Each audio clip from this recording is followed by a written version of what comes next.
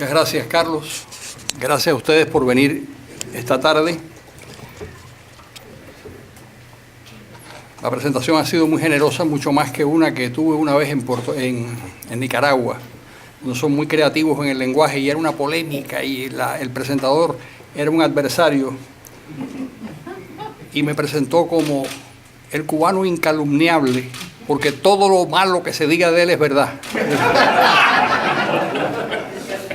Me pareció muy ingeniosa la presentación. Bueno, esta charla yo se la dedico a Guillermo Lustó. Se la dedico a Guillermo Lustó porque ha sido un presidente extraordinario de este think tank, porque es un hombre realmente muy inteligente, porque es una persona muy generosa y porque me va a costar un trabajo tremendo poder hacer la mitad de las cosas que hacía él. Así que, con todo mi cariño, la charla está dedicada a él. El 17 de diciembre del 2014, todos nos sorprendimos cuando el presidente Obama y el general Raúl Castro simultáneamente declararon que había una nueva etapa en las relaciones entre los dos países. Poco después, unas semanas más tarde, hace relativamente muy poco tiempo, empezó lo que en su momento eran las negociaciones políticas o eran las conversaciones, empezaron a dar frutos. Ya el gobierno cubano fue separado de la lista de naciones que respaldaban el terrorismo, y yo me imagino que este es el principio de una lista que ya el gobierno cubano ha presentado y a mi juicio se va a llevar a cabo si es que persiste el gobierno de los Estados Unidos en esa misma línea de pensamiento, que es el fin del embargo, la llegada de los turistas a Cuba para que puedan gastar dinero, la entrega de Guantánamo al gobierno cubano. Lo sé por una confidencia de un amigo, que ya hay un informe de un bufete de Washington donde, como se hacen las cosas en Estados Unidos, el presidente consulta si tiene la autoridad para devolver la base de Guantánamo y entonces le hacen un estudio jurídico por el cual pagan una cantidad de plata muy importante, y en ese estudio jurídico le dicen que sí, que puede hacerlo sin necesidad de pasar por el Congreso. Una de las pretensiones del gobierno cubano es tener acceso al Fondo Monetario Internacional, al Banco Mundial, es decir, al crédito, que se le ponga fin a las transmisiones de radio y TV Martí encaminadas al cambio de régimen. El presidente Obama declaró en Panamá que se había terminado el objetivo del cambio de régimen, de manera que es muy posible que todas estas solicitudes del gobierno cubano sean observadas. ¿Qué es lo que estamos viendo? Estamos viendo el paso de una política que durante muchos años fue la manera de relacionarse con Cuba, que era la política del containment, de contención del comunismo, de tratar de evitar los daños que podía hacer el gobierno cubano, a una política de engagement. Es la terminología de la diplomacia norteamericana. En los primeros 2 años del gobierno cubano, el gobierno de los Estados Unidos intentó derrocar al castrismo. Eso se acabó el 20 de enero de 1964, cuando el presidente Johnson firmó una orden ejecutiva poniéndole fin a todas las actividades violentas anticastristas y mudando la política exterior de los Estados Unidos con relación a Cuba al terreno de la contención. La contención o containment, una vieja estrategia diplomática que es un paso previo a la declaración de guerra. Lo que querían evitar era un desenlace violento, y esa contención consistía en 3 medidas: el aislamiento diplomático, el embargo económico y la propaganda o la descripción de lo que pasaba en el país de una manera profusa para que se supiera el fracaso del régimen cubano. Esos tres pilares eran la política de contención, que es a lo que ahora el presidente Obama le pone fin. Es una vieja discusión entre cuál es la mejor estrategia para enfrentarse a una situación como esta. En la década de los 80, 70, mediados de los 70 y la década de los 80, en Europa se vio una cosa muy parecida cuando Willy Brandt planteó la Ostpolitik como sustituto de la contención. Es decir, vamos a abrazar a los soviéticos porque no tenemos otra manera de derrotarlos. Mi impresión es que cuando Obama dice que ha terminado la política de enfrentamiento porque no ha funcionado, no quiere decir que la va a sustituir por otra que funcione, sino la va a sustituir por la indiferencia ante lo que ocurre en Cuba. Cosa muy coherente con lo que sucede con el resto de los países de América Latina. Es decir, no importa lo que sucede en Venezuela. Venezuela, y lo califican así, es una molestia, no es un peligro. Se ignora lo que ocurre en Bolivia, se ignora lo que ocurre en Ecuador, que son países que han roto relaciones diplomáticas, que tienen una agresión permanente en los medios de comunicación contra los Estados Unidos, y sin embargo la política de la Casa Blanca es la de ignorar lo que pasa en esos países. Yo creo que lo que está sucediendo en Cuba es una extensión de eso. Obama alega además algo que me parece peligroso. Una frase que revela un estado de ánimo. Dice, bueno, yo ni siquiera había nacido cuando empezaron las medidas anticastristas. Y es cierto, pero si hay algo que caracteriza a la sociedad norteamericana y al sistema político norteamericano es la continuidad del funcionamiento institucional. Es decir, dígale que no estoy, como decía, eso se lo escuché una vez a Paquito de Rivera y me apoderé de esa frase que me pareció muy buena. Estaba él dando una charla y sonó un teléfono y dice, diga, por favor, dígale que no estoy. Bueno, lo que no se puede evitar es suponer que la continuidad es parte de la fortaleza institucional de los Estados Unidos. El hecho de que este señor sea el 44º o 44 presidente de los Estados Unidos significa que antes que él ha habido 43 y que hay una continuidad y que hay una vinculación, y hay una vinculación histórica, hay una vinculación política con ese mundo, y no se puede, algo de esa naturaleza no se puede sencillamente ignorar. ¿Qué hubiera pasado si Reagan y Bush hubieran dicho cuando llegaron al poder en el año 80, principios del 81, bueno, nosotros no vamos a continuar con la política de contención a los soviéticos y vamos a acogernos a la Ostpolitik que nos está proponiendo Willy Brandt, porque finalmente esa estrategia fue montada por el señor Truman hace 40 años. Es decir, tenía 40 años en el momento en el que Reagan lo que hace es ratificar una política que acabó por dar frutos en 1989. Si hubieran hecho lo contrario, lo probable es que todavía la Unión Soviética existiría. Tampoco podemos saber exactamente si eso es lo que hubiera sucedido, pero hay una alta probabilidad de que eso hubiera ocurrido. Lo cierto es, y por eso hay que preguntarse, bueno, ¿y por qué?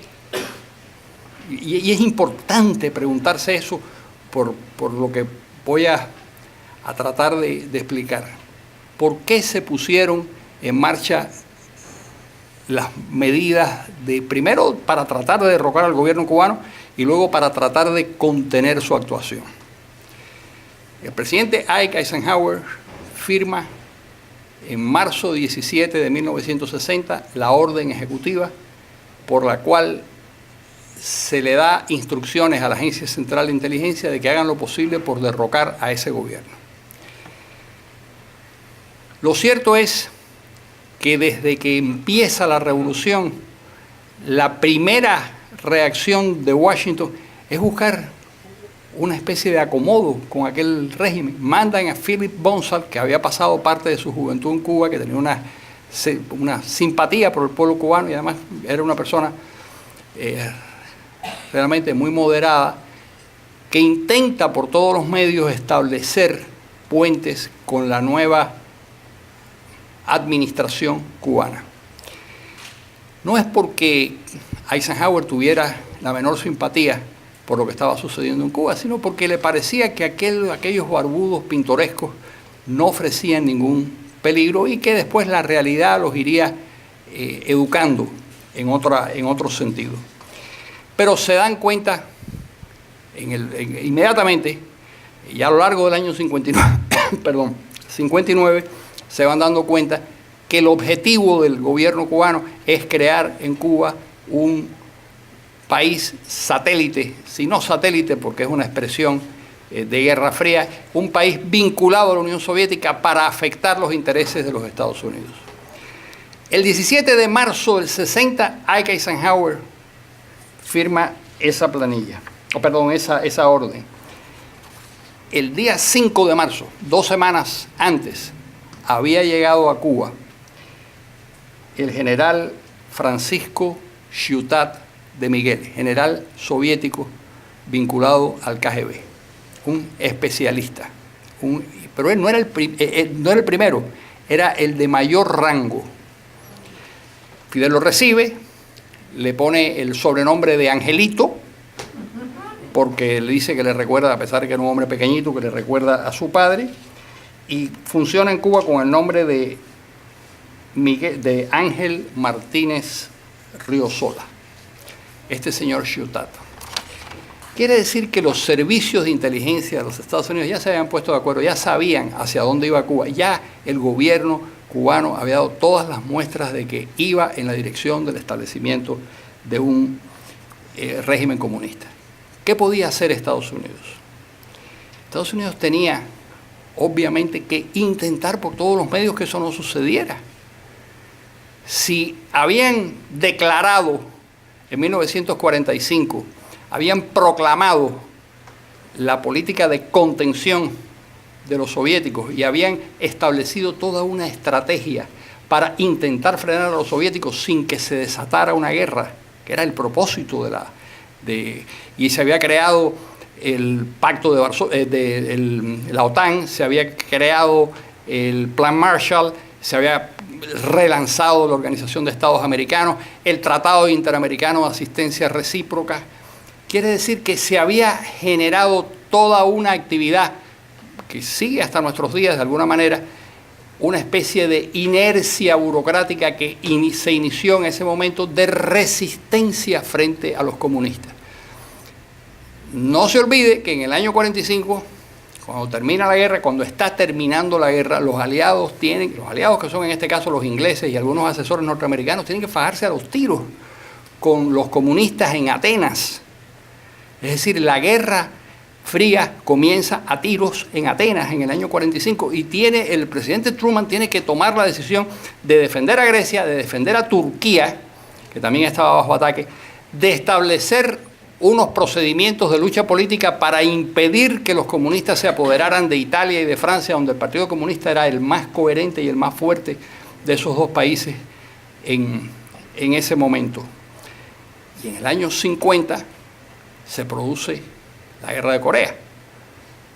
34.000 norteamericanos mueren en esa Guerra de Corea. Quiere decir que hay toda una visión de los problemas políticos que conducen a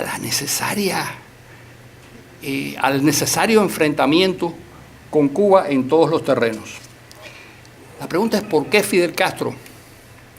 Bueno, una de las preguntas. ¿Por qué elige la vía de colocarse bajo el ala soviética y introducir a Cuba en un conflicto que fue tan peligroso como la crisis de los misiles en el año 62?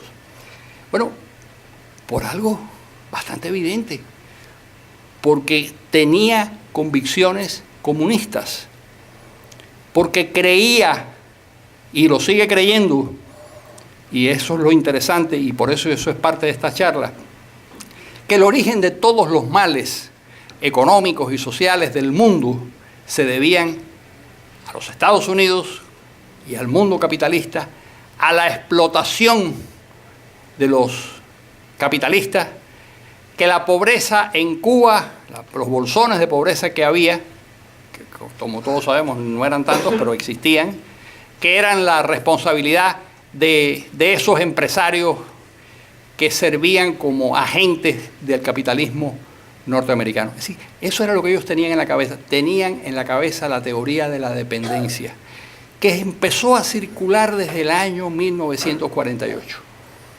Y empezó a circular, entre otras razones, porque era parte de la documentación que la CEPAL, que se había creado por aquellos años, que la CEPAL había distribuido. Es decir, la idea de que la pobreza de ciertos pueblos y los conflictos y los problemas de ciertos pueblos son la consecuencia de la actuación de los Estados Unidos y del resto del mundo capitalista. Yo les voy a leer un párrafo, que es muy interesante, porque esto se repite y se repite. Hay un documento interesantísimo que hay que, para los que seguimos de cerca estas cosas, lo conocemos, que es la Segunda Declaración de La Habana, donde la mitad de esa Segunda Declaración de La Habana hay toda una visión del problema político y una visión del problema económico.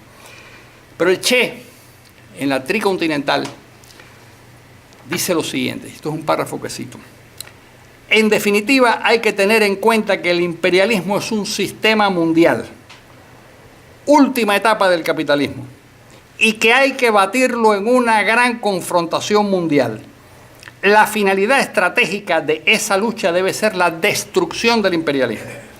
La participación que nos toca a nosotros, los explotados y atrasados del mundo, es la de eliminar las bases de sustentación del imperialismo. Nuestros pueblos oprimidos, de donde extraen capitales, materias primas, técnicos y obreros baratos, y a donde exportan nuevos capitales, instrumentos de dominación, armas y toda clase de artículos, sumiéndonos en una dependencia absoluta. El elemento fundamental de esta finalidad estratégica será entonces la liberación real de los pueblos. Liberación que se producirá a través de la lucha armada en la mayoría de los casos y que tendrá en América casi indefectiblemente la propiedad de convertirse en una revolución socialista. La visión era clarísima. Esa era la visión de Fidel, esa era la visión del Che, esa era la visión de un puñado de comunistas, muy pocos, pero que creían realmente en eso y por lo tanto establecían una misión. La misión era luchar en todos los frentes. ¿Contra quién? Contra los Estados Unidos en primer lugar, contra el capitalismo. Esto lo lleva a distintos enfrentamientos. 1965, y además aprende a hacer algo que lo va también a acompañar hasta nuestros días. Aprende a trasladarle a los Estados Unidos los conflictos internos del país. En 1965 hay ciertos tumultos, hay enfrentamientos dentro de la sociedad, y entonces desde el año 61 se había producido la ruptura de relaciones diplomáticas desde el 3 de enero del 61. No había forma de que los cubanos pudieran escapar en otra dirección, y entonces él, como tenía un problema de esa naturaleza, genera el conflicto que se conoce como el conflicto de Camarioca, por el puerto de salida de los cubanos. Dice que se vaya el que quiera. Año 65. Y entonces los cubanos que están en el exilio van a buscar unos cuantos. El gobierno de Johnson en ese momento, que no quiere un conflicto armado a partir de Johnson ya no hay nadie que quiera tener un conflicto militar con Cuba, a pesar de la debilidad del gobierno cubano en ciertos momentos. El gobierno de Johnson establece entonces un pacto: detengan ese éxodo incontrolable y vamos a crear los vuelos de la libertad que sacan de Cuba a 200.000 personas. Fidel aprende inmediatamente que una de sus fórmulas para salir de los problemas es trasladarlos a los Estados Unidos. Y eso le sale muy bien. En esos años, la acción del gobierno cubano es una acción general contra todo gobierno que no sea antiamericano, nacionalista, procomunista. Da igual, porque una de las grandes mentiras es que el gobierno cubano salió a atacar a las dictaduras, porque efectivamente atacó a Trujillo, atacó a Somoza, pero atacó a Venezuela, la Venezuela de Rómulo Betancourt, atacó a la Argentina de Arturo Illia, atacó al Perú de Manuel Prado, atacó a la democracia uruguaya. Quiere decir que el comportamiento no era de hostilidad a quienes eran unos tiranos despreciables, como podía ser Trujillo o podía ser Tacho Somoza, en ese momento Tachito Somoza. No, era a cualquiera. Incluso años más tarde, cuando ellos intentan justificar la lucha en África porque es una lucha contra el colonialismo, también es falso. En Angola los portugueses ya se habían ido. El conflicto entre Etiopía y Somalia era un conflicto entre dos países independientes.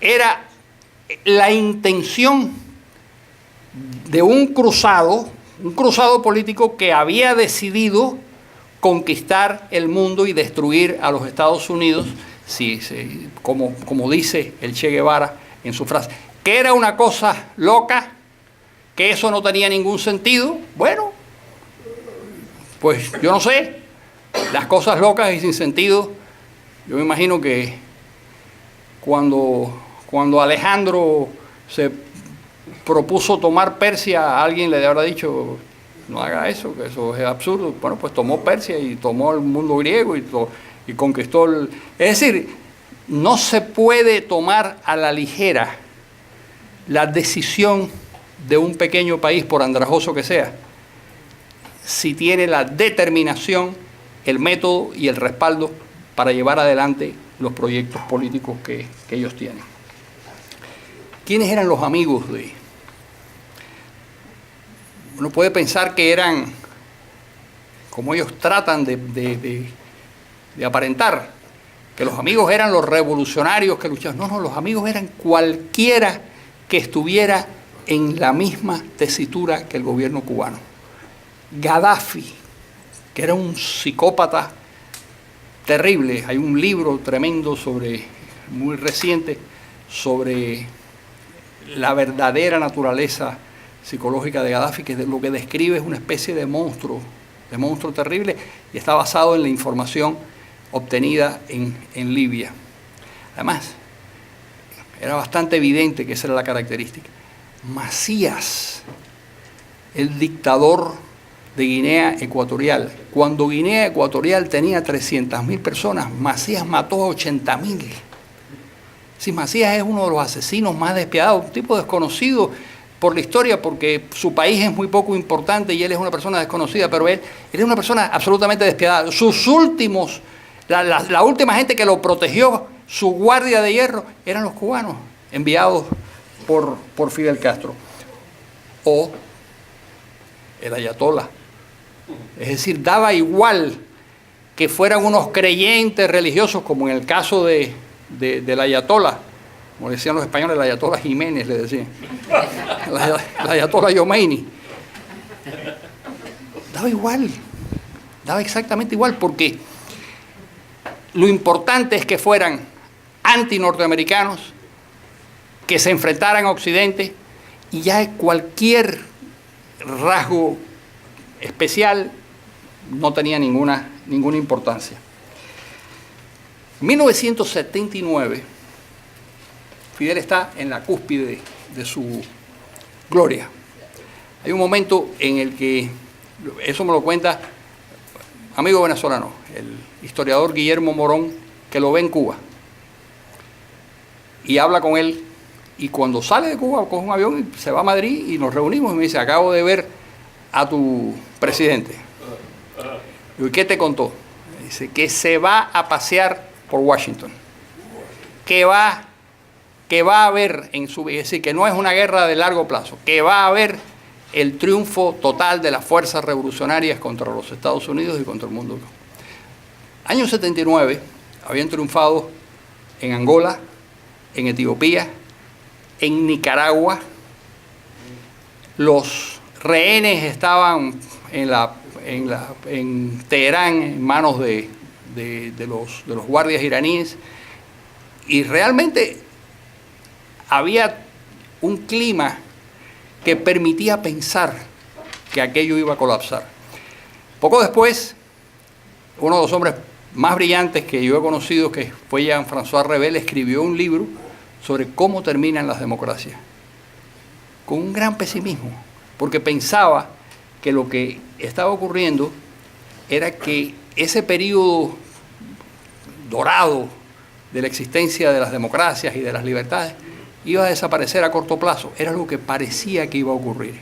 Y Fidel Castro tenía la sensación de que él lo iba a ver, que era algo que tenía en sus manos. Estamos hablando de finales del 79. Él presidía a los no alineados en ese momento y le había dado la vuelta a los no alineados, a la organización de no alineados, y la había puesto al servicio de los soviéticos. La manera de ser no alineado era no alineado frente a Washington y muy alineado con Moscú, cosa que le recriminaba a Tito. Tito murió en el 80, murió poco después, pero Tito murió bastante disgustado por lo que ahí sucedía. Pero en el 80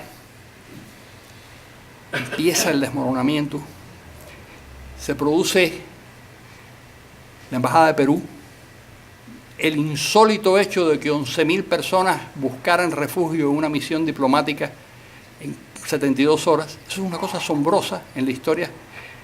No se sabe ni cómo podían caber 11.000 personas, casi 11.000 personas en una casa.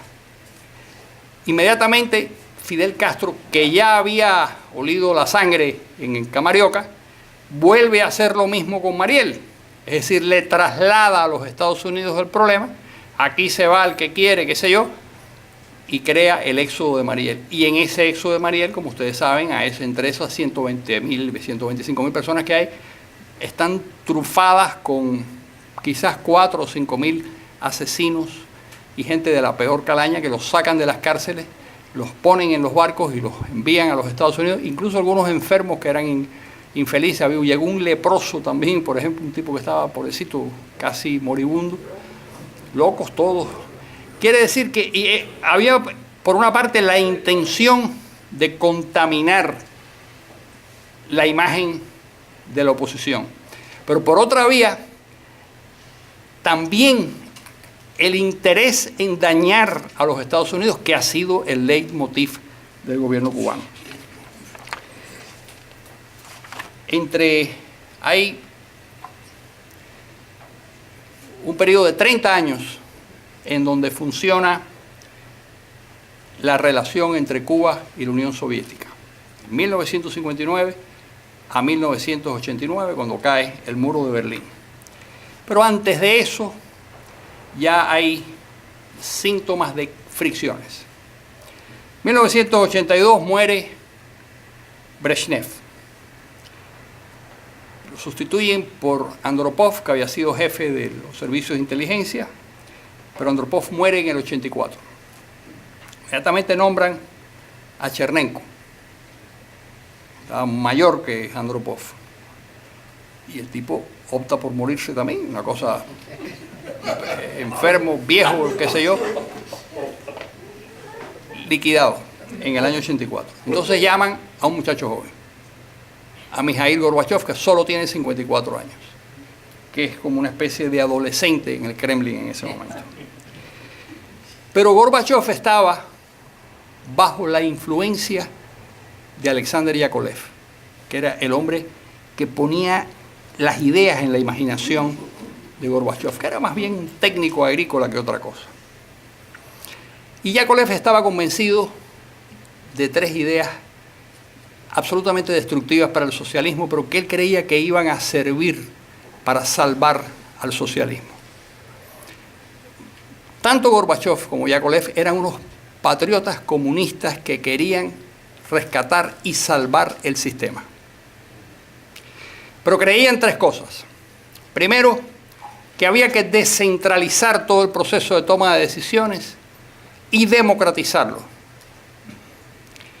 Que había que hacer ese cambio de una manera transparente, que era la glasnost. Lo primero, la reforma del Estado era la famosa perestroika.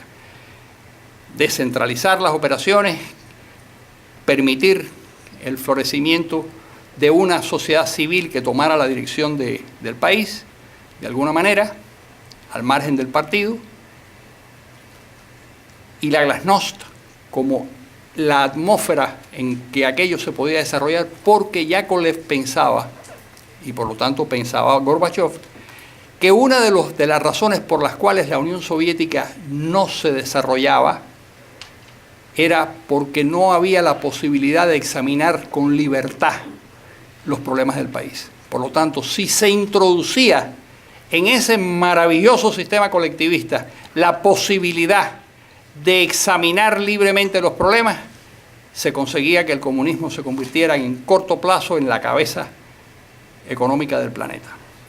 El tercer elemento, que ya era un elemento racista de alguna manera, era que había que salvar a Rusia del peso de la Unión Soviética.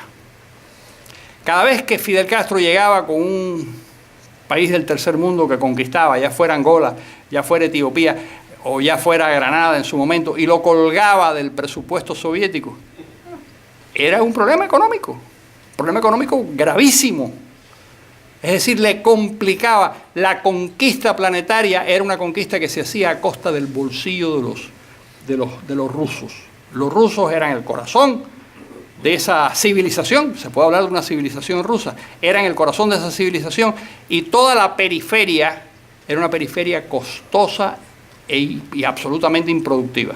Por lo tanto, había que liberar a los rusos del peso de la Unión Soviética. Esas tres cosas juntas eran demoledoras. Fidel Castro se dio cuenta desde el principio, como un hombre muy conservador, astuto, inteligente, inescrupuloso, se dio cuenta que por el camino adoptado por Gorbachov, lo que se iba a producir era el descalabro de la Unión Soviética. Aquello iba a desaparecer. No le preocupaba tanto porque él tenía una fuente de información en el KGB muy importante, que era el general Nikolai Leonov, que era el segundo jefe del KGB. Y él esperaba que en cierto momento se revirtiera todo ese proceso de la perestroika, del glasnost, de la liquidación de la Unión Soviética, y se retornara a los gloriosos días del estalinismo, por lo menos del brezhnevismo, que era lo más parecido al estalinismo.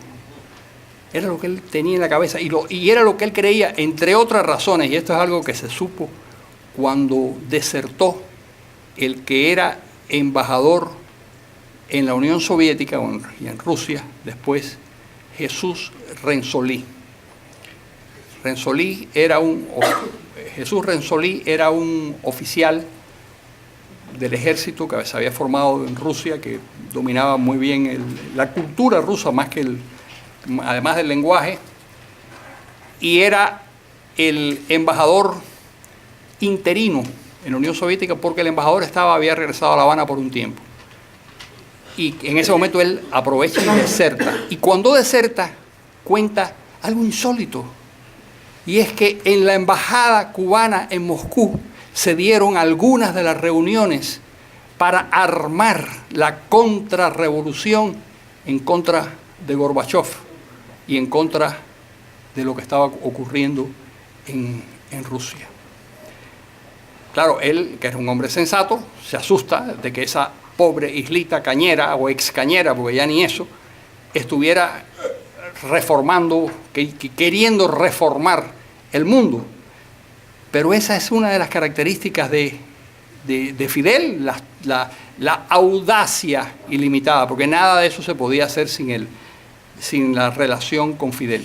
La relación de Fidel y de Raúl con Nikolái Leonov viene desde 1953. El primer trabajo que hace Leonov cuando era un joven de la inteligencia soviética es encontrarse por una de esas casualidades de la vida con Raúl Castro. Establecieron una relación muy afectuosa, se reconocieron en uno de esos festivales de la juventud que eran organizados por los servicios de inteligencia soviéticos para reclutar gente, y se conocieron en Austria, en Viena. Y después regresaron de Europa en el mismo barco, y ahí se estableció una relación que por una de esas casualidades también, yo creo que también la vida está llena de casualidades, se vuelven a reencontrar en México cuando se están adiestrando para el desembarco en Cuba. En ese momento, Leonov es un diplomático soviético, con una cobertura, qué sé yo, pero realmente es un agente del KGB. Y vuelven a reencontrarse, conoce al Che Guevara. Al Che, cuando lo cogen preso en México, le ocupan una tarjeta de Leonov. Bien, como Fidel desconfía de la perestroika y desconfía de todo eso, una de las cosas que hace es aislar a los cubanos que habían estudiado durante ese periodo en la Unión Soviética. Los aísla como si fueran unos enfermos. Y al mismo tiempo utiliza la información que le da su servicio de inteligencia para quitarse de arriba uno de los tipos más incómodos del mundo, para él, que era el general Ochoa. Y lo fusila en el verano del 89. El general Ochoa y el teniente coronel o coronel Laguardia, Antonio Laguardia. ¿Por qué lo fusila? Porque tenían simpatías, por una parte, por la reforma soviética, porque ya no creían en el sistema comunista. Hace mucho rato que no creían en ninguna de las supersticiones del marxismo. Y había un segundo elemento, porque ya sabía Fidel Castro que los servicios de inteligencia norteamericanos tenían toda la información y todas las pruebas de las relaciones de Raúl y Fidel y el aparato militar cubano con el narcotráfico. De manera que fusilar a Ochoa y fusilar a Laguardia tenía un doble propósito. Primero, decirle a todo el aparato militar, aquí, el Ochoa era el militar más importante en Cuba, aquí no hay nadie importante, nadie que no esté al alcance del paredón de fusilamiento. Él, como decían los mexicanos, el que se mueve no sale en la foto. Todo el mundo en orden. Y la segunda cosa, yo soy inocente de la traición que han cometido estos malvados que se han puesto a traficar en drogas y han arriesgado el destino de la revolución contra mi criterio y contra mi voluntad. Entonces, al matar a Ochoa y matar a Laguardia y matar a los otros militares, fueron 4 creo, si no recuerdo mal, lo que hace es exculpar a la revolución. Se produce inevitablemente el descalabro de la Unión Soviética, la disolución del Partido Comunista, que es un episodio maravilloso de la historia, el Partido Comunista y la Unión Soviética, porque es una orden dada, se disuelve el Partido Comunista como si fuera una sociedad anónima y 20 millones de personas se van a su casa y no pasa nada. Eso es increíble, pero demuestra la falsedad de la militancia comunista. Era una militancia absolutamente ritual, no tenía nada que ver con la verdad. Se van a sus casas y ahí se acabó todo. Pero Fidel, como dicen los españoles, inasequible al desaliento, como entiende que Gorbachov los ha traicionado, como entiende que la Unión Soviética no solo desapareció, sino que desapareció con ella el impulso de defender a los pobres de este mundo y de luchar, básicamente de luchar contra los Estados Unidos y contra el capitalismo. Entonces, junto a Lula da Silva, recoge los escombros del comunismo y crea el Foro de Sao Paulo. ¿Para qué? Es el remedio de la Internacional Comunista que había desaparecido. Es la mayor cantidad de colectivismo, comunismo, antinorteamericanismo que permitían las circunstancias, dado el zoológico que era capaz de reunir en ese momento, los nicaragüenses por una parte, los partidos comunistas latinoamericanos, y con todas esas piezas arma ese rompecabezas que se llama el Foro de Sao Paulo. 1992, Estados Unidos, instigados por el gobierno de los Estados Unidos, instigado por Jorge Mascanosa, que ha sido el operador político más importante de la oposición en el exilio, formulan la ley Torricelli, la famosa ley Torricelli, a la que se resiste George H.W. Bush, el Bush padre, se resiste a firmarla, porque a ningún presidente norteamericano le gusta que limiten, recorten sus prerrogativas en política exterior. Y había elementos de la ley Torricelli que limitaban la capacidad del presidente de los Estados Unidos de tomar decisiones. Por lo tanto, se resiste a firmarla. Pero en ese momento es la competencia de él con Clinton. Clinton se pone de acuerdo con Mascanosa, y antes de que ocurra antes de que fuera Clinton el que aprobara y aceptara la ley Torricelli, el propio presidente Bush firma el documento. Gana Clinton. Fíjense lo interesante. Bush había invadido Panamá en el año 89. 89 fue, ¿no? En el año 89 había invadido Panamá. En el año 92 firma la ley Torricelli. ¿Por qué no toma? En ese momento la Unión Soviética ya había desaparecido. En ese momento el canciller ruso, Kozyrev, era un hombre muy cercano a las posiciones norteamericanas. Y el propio Boris Yeltsin, que ya estaba en el poder, era un hombre también que sentía un cierto desprecio por Fidel Castro. Yo tuve la oportunidad de hablar con Boris Yeltsin, y yo no sé si me lo dijo a mí por conquistarme o no, pero lo que me dijo fue eso, una de las cosas que me dijo, y otras que no las cuento ahora porque sería desviar mucho la atención, pero sí, si Estados Unidos hubiera tomado la decisión de intervenir militarmente en Cuba en ese momento, nadie lo hubiera impedido. Porque nadie lo hubiera impedido, además mucha gente lo hubiera aplaudido. Era el momento en el que la mayor parte de los países latinoamericanos estaban gobernados por gobiernos llamados neoliberales entonces. Es decir, gobiernos que eran pro-norteamericanos, pro-mercado, que tenían una profunda repugnancia por los estados, por Cuba y por el comunismo cubano. Sin embargo, el temor y una convicción que desde entonces se instaló en la Casa Blanca y que sigue hasta hoy en día. Y es la idea de que el comunismo cubano y el sistema es tan fracasado, es tan decrépito, que solo colapsará. Que no hace falta hacer nada, porque solo en algún momento, que ellos no saben, que no pueden predecir, va a colapsar. Esa es la idea que funcionaba en la época de Bush, la época de Clinton. La época de Clinton, 1994, ya está Clinton en el poder. De nuevo, un conflicto interno en Cuba por gente tratando de escapar del país. Mi amigo, el periodista Juan Manuel Caos, siempre dice que los sistemas comunistas se terminan no con la gente corriendo para quitarles las armas a los enemigos y luchando sino con la gente huyendo hacia las fronteras, que es un régimen que se acaba con la gente corriendo. Fue lo que pasó en Alemania, la verdad, fue lo que pasó en Alemania, que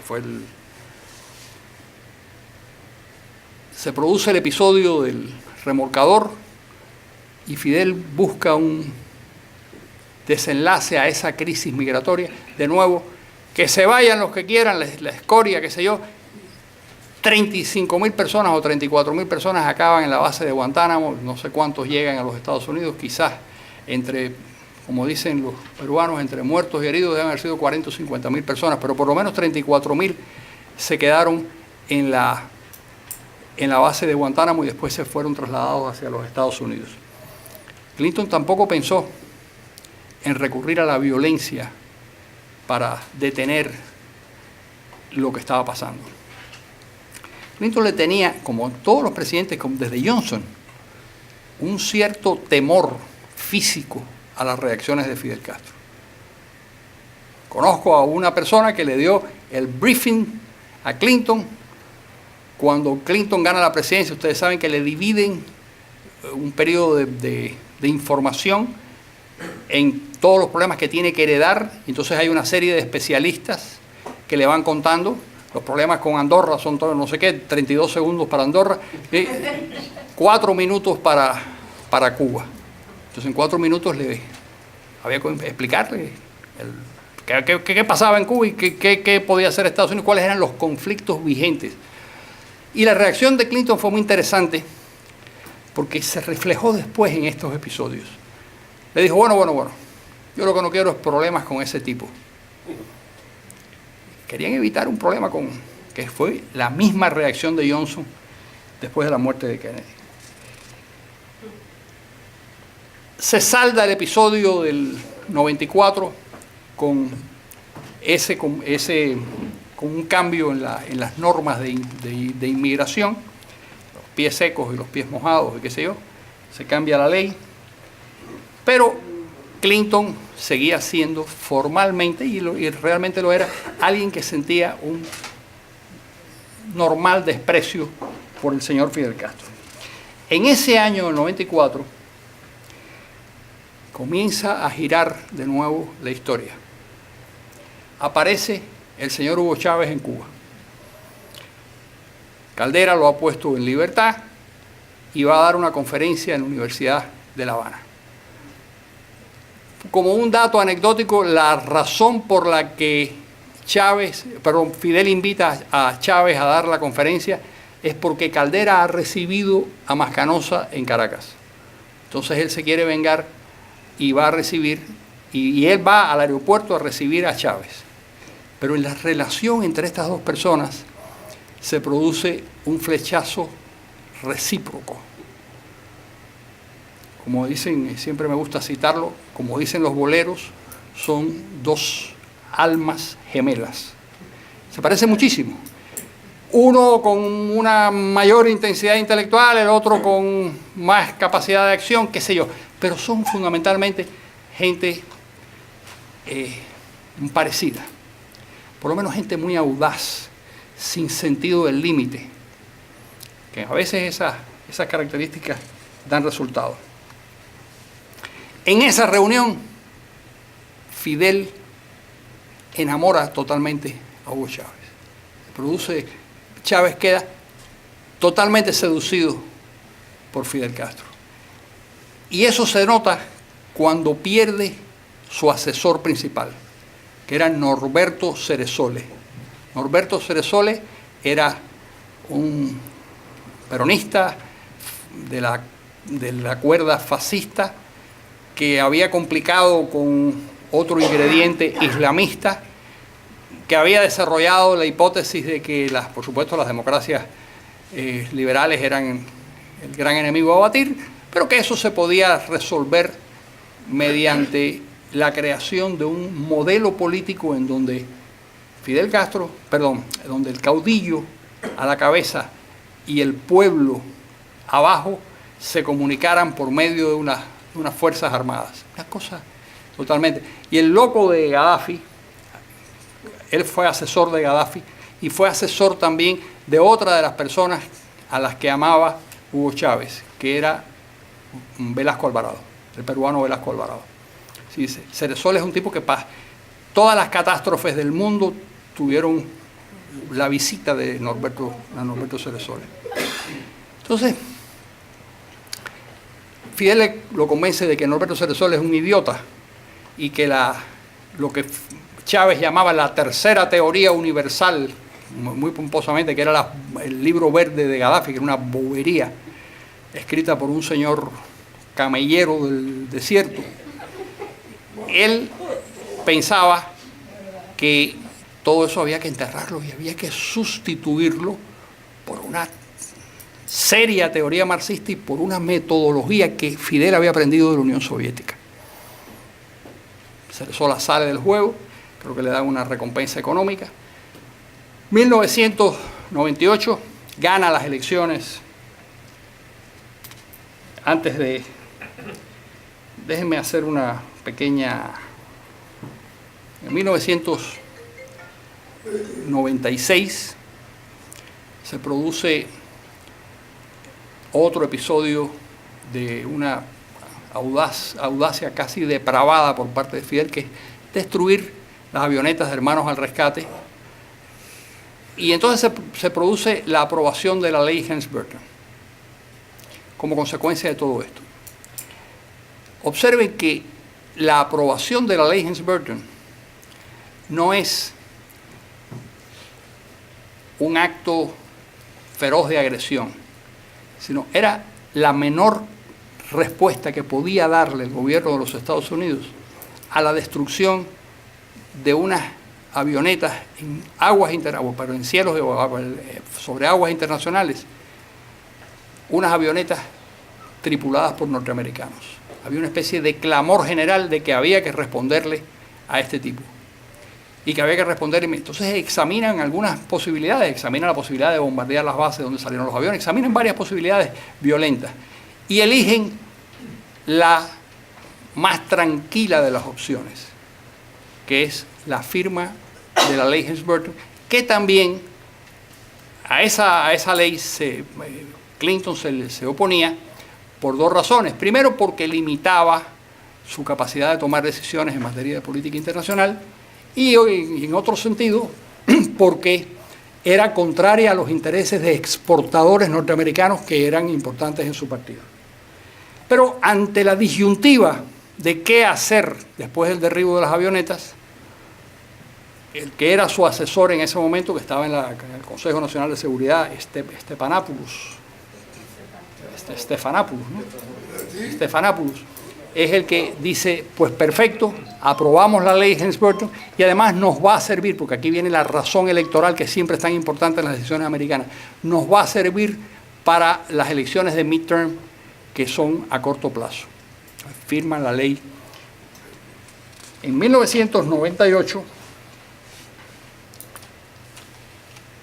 se produce el arresto de los espías.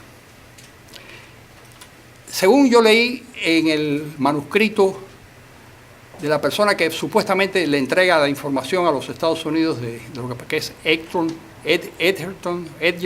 Levy, que era un agente de la inteligencia cubana que había llegado, que era profesor de la Universidad de La Habana, y había llegado como agente y se comunica aquí, tan pronto llega con Estados Unidos, con el FBI, y le da todas las claves y le cuenta toda la historia. Esto es lo que me cuenta a mí Levy y lo que luego leo en su libro. Eran 27 agentes los que él pudo detectar. De esos 27, había 17 que ya estaban trabajando con los Estados Unidos y toman a 10 prisioneros en el 98, de los cuales 5 colaboran con el FBI y con el gobierno norteamericano y cantan la Traviata, y los otros 5 son los que se convierten en los famosos 5 héroes, que son 5 tipos. Ahora, ¿qué querían hacer? ¿O qué temían los Estados Unidos? Estamos hablando de la relación entre Cuba y los Estados Unidos. Temían la presencia de estos espías en el Comando Sur, en la base MacDill en Tampa, en la base Barksdale en Luisiana y en la base Boca Chica en Cayo Hueso, que fue la que lograron penetrar. Eso era lo que preocupaba. No era que vigilaran a los cubanos americanos, era la presencia de esos espías en instalaciones militares norteamericanas. Y además sabían que le vendían esa información o se la trasladaban a otros poderes enemigos de los Estados Unidos. Y eso era algo que sí preocupaba a los Estados Unidos.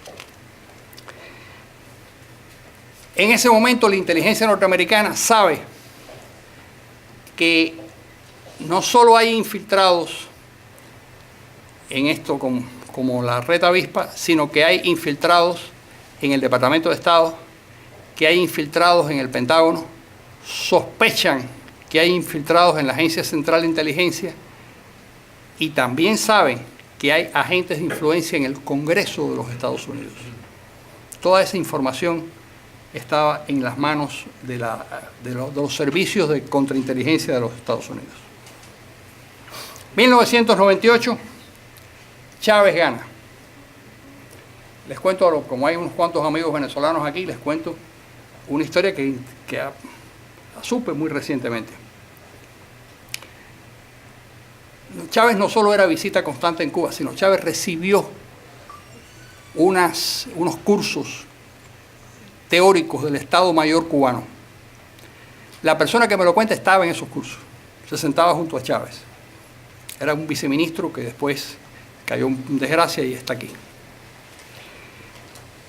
Y el episodio que todos conocemos, que vimos en televisión, de cuando Chávez dice, juro ante la moribunda Constitución, ese adjetivo se lo puso Fidel Castro en la boca cuando practicaron lo que iban a hacer en la toma de posesión, porque cuando él gana las elecciones se pasa un mes viajando constantemente a Cuba y una de las cosas que hacen es practicar cómo va a ser la toma de posesión. Y Fidel Castro le dice, bueno, ¿cómo hacemos? Tú di, juro ante la moribunda Constitución. Así que hasta eso, es decir, el grado de subordinación era muy grande. 2001, episodio decisivo en la historia de los Estados Unidos, el ataque a las Torres Gemelas y al Pentágono y qué sé yo. Y eso determina que detengan a Ana Belén Montes.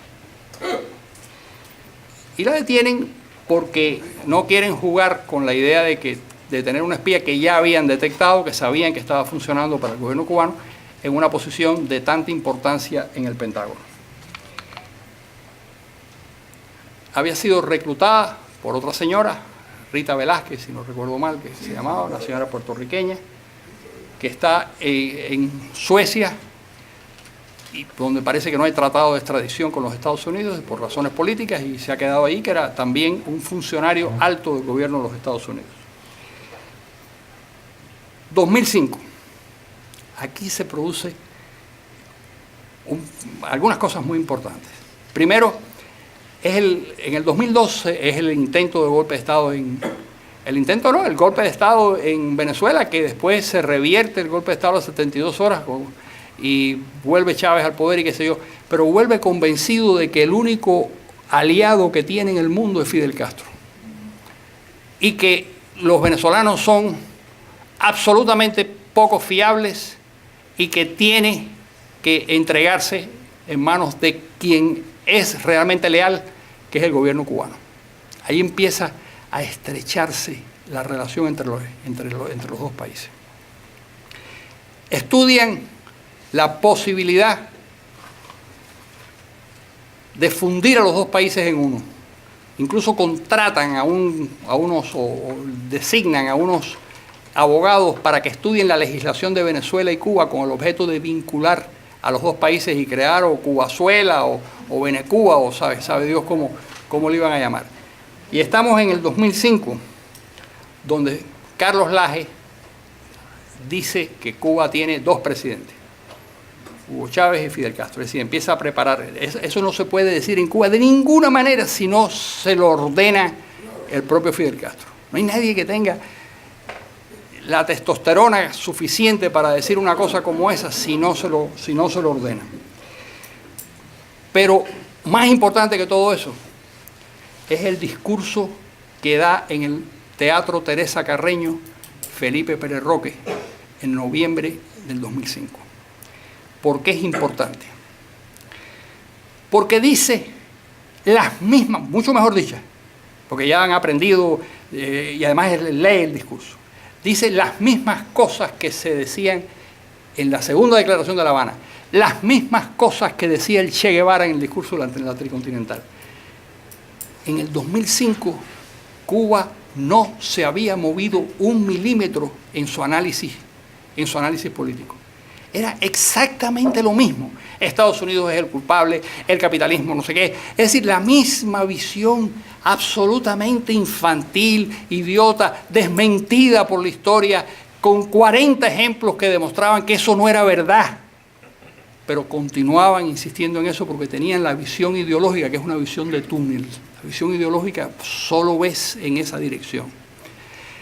Ese discurso es importantísimo porque le transmite también a la gente dentro de Cuba, al gobierno cubano, a los reformistas del gobierno cubano, si existían algunos que eran todos por lo menos inspectores, la idea de que ahí no va a cambiar nada, de que esos tipos siguen haciendo las mismas cosas. Y da igual que al señor Felipe Pérez Roca lo hubieran sacado después del poder o a Carlos Laje, no importa, ellos no eran los autores de la hipótesis política, ellos eran los muñecos del ventrílocuo, que decían, se los sentaban en la rodilla y ellos le movían la boca y decían lo que pensaba Fidel Castro, lo que pensaba la revolución.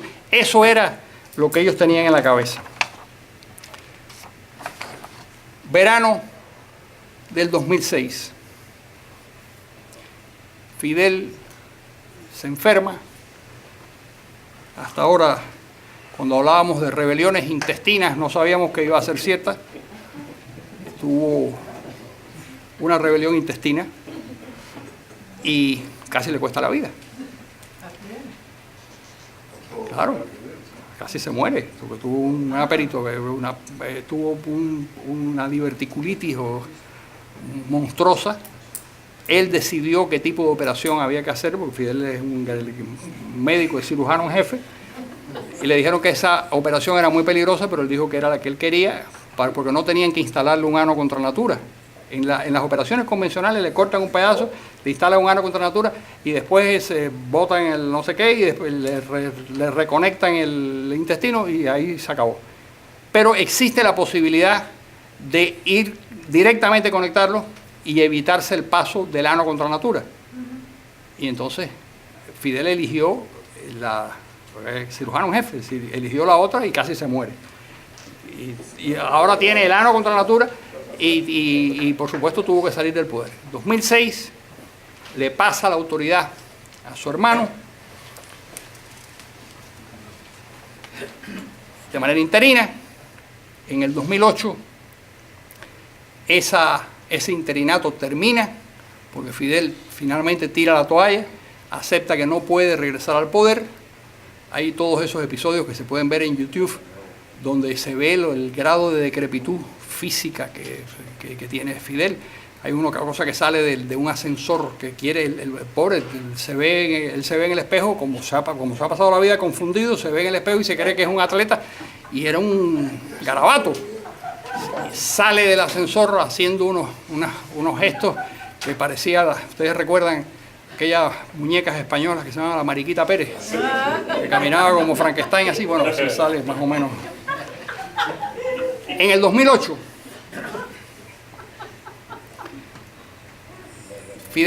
Raúl asume la presidencia ya con carácter permanente y dice que solo va a estar 2 periodos. Es decir, termina en el 2018 con 87 años de edad, el tirano más viejo de la historia. No hay nadie, porque Fidel se retira antes, no hay nadie que haya sido un dictador a los 87 años que yo recuerdo, no sé si ustedes recuerdan alguno, pero yo creo que nadie ha llegado a los 87 años, pero en fin. En ese momento llevará 12 años de presidencia efectiva en el poder. Pero en el 2009, de nuevo el episodio de los otros espías, Wendell Myers y su mujer. Profesor en Johns Hopkins, centro que tenía una cierta vinculación también con los anteriores casos de inteligencia cubana, y los condenan a él. Llevaba 30 años espiando para el gobierno cubano, lo condenan, es un funcionario del Departamento de Estado, lo condenan a cadena perpetua y a ella a 81 meses como consecuencia de que decidieron colaborar. Pero fíjense lo que pasa con Raúl en el poder. Para todos aquellos que tienen la intención o la intuición de que las cosas son distintas. Son distintas porque son distintos los dos hermanos, por supuesto. Pero son iguales en lo fundamental. Y lo fundamental es la lucha antinorteamericana, la lucha anticapitalista, la lucha antimercado. ¿Con quiénes en este momento? Con lo que está a la mano. En este caso, Irán. Con el grupo que ellos construyen, que es el socialismo del siglo XXI, que es un circuito de países que ejercen la mayor cantidad de antiamericanismo, anticapitalismo, que permiten las circunstancias. Se oponen a todo aquello que pueda de alguna manera favorecer al mundo occidental y al mundo de la empresa, al mundo de las libertades, al mundo de las democracias liberales. El grado de complicidad mayor del gobierno cubano es con Irán.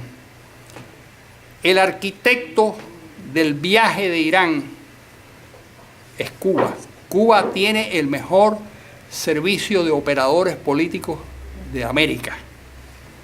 Esos operadores políticos llevaron a Chávez al poder. Esos operadores políticos mantienen a Evo Morales en el poder. Esos operadores políticos y esos servicios de inteligencia son extraordinariamente activos y eficientes. Son 600 personas. Se dice rápido, pero 600 personas en un servicio de inteligencia bien formadas es un ejército importante. Hay dos datos para entender la naturaleza del régimen cubano. 600 agentes en el servicio de inteligencia y 60.000 en la contrainteligencia dentro de Cuba. 60.000 personas. Es decir, es prácticamente imposible hacer algo dentro de Cuba que no, porque esos 60.000 personas no quiere decir que sean solo los 60.000 oficiales de la contrainteligencia. No. Es la cantidad de gente que le da servicio a esas 60.000 personas. Cuando Obama, o el gobierno de Obama, hablaba con Raúl Castro, se produjo el episodio de Corea del barco en Panamá. Es decir, nunca van a dejar de hacer las cosas en las que ellos creen. Nunca van a cancelar sus lealtades con los grupos de izquierda radicales que quieren la destrucción. Nunca van a hacer lo que espera mucha gente que hagan, que van a traicionar. No van a hacer nada de eso. Yo voy a concluir leyéndoles un pedazo de la conferencia. Todo esto es una conferencia que va a salir publicada. Va a salir publicada en el instituto. Tengo que poner las notas, que es una lata. Odio poner las notas a las cosas, pero hay que hacerla para que parezca una cosa más seria. Y eso termina con esto que voy a leerles, que son las 7 advertencias finales sobre la nueva política cubana de Obama. La primera: el gobierno de los hermanos Castro mantiene en el 2015 exactamente la misma visión de Estados Unidos que tenían cuando los guerrilleros llegaron al poder en enero de 1959. Como los Borbones, ni olvidan ni aprenden. Para ellos, el enorme y poderoso vecino y sus supuestas prácticas depredadoras en el terreno económico están en la raíz de los problemas fundamentales de la humanidad.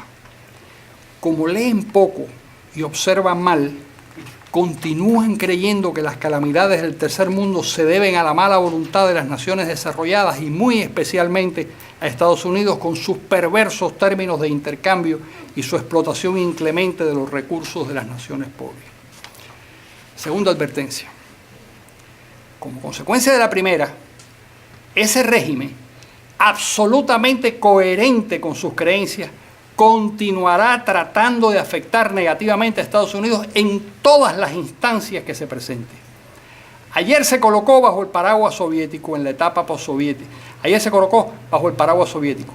En la etapa postsoviética echó las bases del Foro de Sao Paulo y luego del circuito conocido como el socialismo del siglo XXI. Hoy se alía a Irán y ya se apunta al bando chino-ruso en esta nueva guerra fría que se está gestando. Acabo de leer una entrevista de Putin antes de venir para acá, donde decía que le parecía inevitable la guerra con Estados Unidos. Para los Castro, el antiamericanismo es una cruzada moral a la que no van a renunciar nunca. La tercera advertencia es que no existe en la dictadura cubana la menor intención de comenzar un proceso de liberalización que permita el pluralismo político o las libertades tal y como se conocen entre las naciones más desarrolladas del planeta. Los demócratas de la oposición se toleran mientras sus movimientos y comunicaciones estén regulados y vigilados por la policía política. El régimen domina perfectamente las técnicas de control social, al margen de la policía convencional. Para mantener a raya a la oposición, cuenta con 60.000 oficiales de contrainteligencia adscritos al MININT y decenas de miles de colaboradores.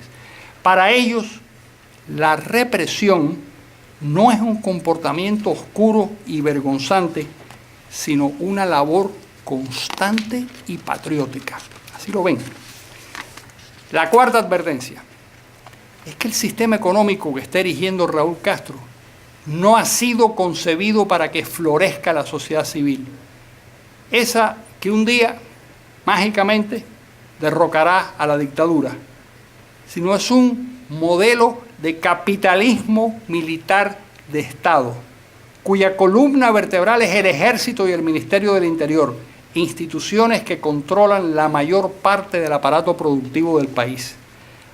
Dentro de ese esquema, como se deduce de las palabras del economista oficial Juan Triana Cordoví, el Estado, en realidad el sector militar, se reserva el manejo y explotación de las 2.500 empresas medianas y grandes del país, dejándoles a los cuentapropistas un sinfín de actividades menores para no tener que sostenerlos.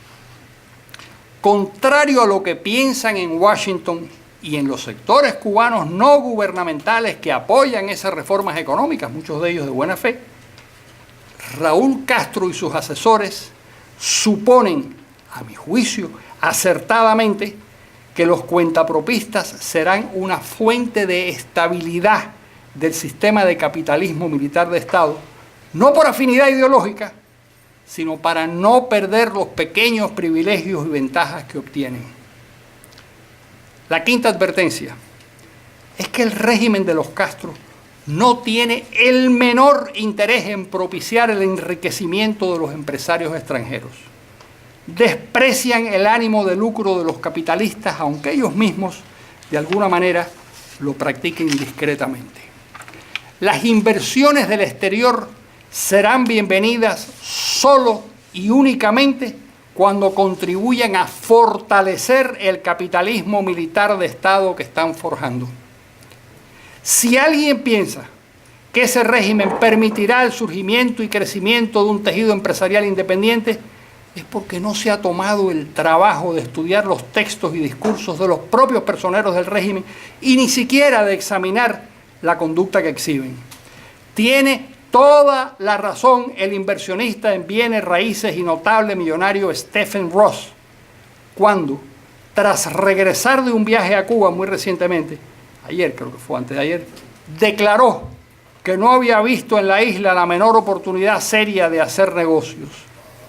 En realidad, no las hay, salvo en aquellas actividades que exista un rédito muy claro para el gobierno o que sea absolutamente indispensable para la supervivencia del régimen. Es obvio que la prioridad de los Castro es mantener el poder y no desarrollar un vigoroso tejido empresarial que saque a los cubanos de la miseria. Para explicar las carencias de los cubanos han desarrollado la coartada de la austeridad revolucionaria y la crítica al consumismo, ese gusto por la pacotilla. como una forma heroica de afrontar la pobreza. La sexta advertencia es que ante este cuadro deprimente de atropellos e insistencia en los disparates de siempre, la renuncia de Washington al containment y su sustitución por el engagement, más cancelar el objetivo de tratar de propiciar el cambio de régimen, como dijo Obama en Panamá, es una peligrosa e irresponsable ligereza que perjudicará a Estados Unidos, alentará a sus enemigos, descorazonará a sus aliados y afectará muy negativamente a los cubanos que desean libertades, democracia real y terminar con la miseria. ¿Qué sentido tiene que Estados Unidos, y con él la Iglesia Católica, contribuya al fortalecimiento de un capitalismo militar de Estado, enemigo de las libertades, incluidas las económicas, violador de los derechos humanos, que perpetúa en el poder a una dictadura colectivista que ha destrozado a Cuba y hoy contribuye a destrozar a Venezuela, porque no puede enseñar otra cosa que lo que ha hecho durante 56 años? La séptima y última advertencia es que nunca la oposición democrática ha sido más frágil, ni ha estado más desprotegida, pese al impresionante número de disidentes y al heroísmo que despliegan. Nunca ha estado más sola.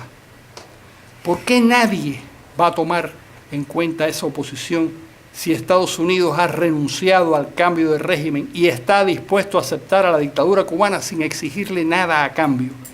¿Qué argumentos tienen los callados reformistas del régimen para reclamar sotto voce cambios políticos y económicos si nadie se los exige al gobierno de los Castro? En suma, ha sido un grave error de Obama separarse de la política seguida por los 10 presidentes demócratas y republicanos que lo precedieron en la Casa Blanca. Uno no puede decretar que su enemigo súbitamente se ha convertido en su amigo y ha comenzado a pensar como a uno le conviene. No se trata de criticar a Obama por haber ensayado una política nueva. El problema es que es una política mala. No se puede ignorar la realidad sin pagar por ello un alto precio. Y lo triste es que lo pagaremos los cubanos. Muchas gracias.